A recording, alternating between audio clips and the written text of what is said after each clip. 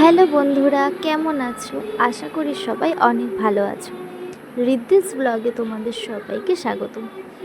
তো আজকে কিন্তু বিকাল বিকাল রিদ্ধি রেডি হয়ে গেছে ওর মাসির সাথে ঘুরতে যাওয়ার জন্য। আর আমাদের বাড়ির সামনেই রাস্তা, ওখান থেকেই আমরা টোটো ধরেছিলাম। টোটোতে করে ও আর ওর মাসি দেখো বসে পড়েছে।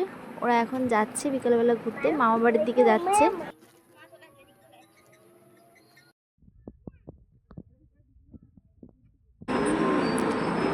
তো দেখো আমরা কিন্তু পৌঁছে গেছি। রিদ্ধি একদম রাস্তায় বেরালে হাঁটতে চায় না, ও সব সময় কারো না কারোর কোলে উঠবে। আজকে ওর মাসিকে পেয়েছে, তাই ওর মাসির কোলে উঠেছে।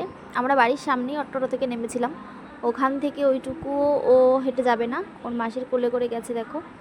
আর দেখে ও দাদুর সাথে ঢুকতেই ও দাদুর সাথে দেখা হয়ে গেছে। দাদু সাইকেল নিয়ে বেরাচ্ছিল কাজে, তো দেখে একটু ঢং করছে দেখো।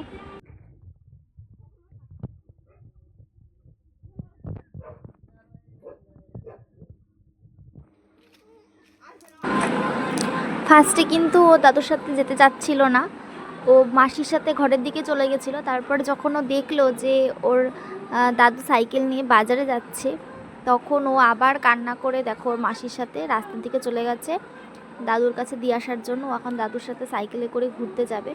তাই ও ঘরেও ঢোকেনি, ও রাস্তার সামনে থেকেও দাদুকে দেখেই ও বেরিয়ে সোজা চলে গেছে সাইকেলে করে, সাইকেলের দিকে। ও দাদুর সাথে এখন বাজারে ঘুরতে যাবে, তাই দেখো সাইকেলে বসেও পড়েছে।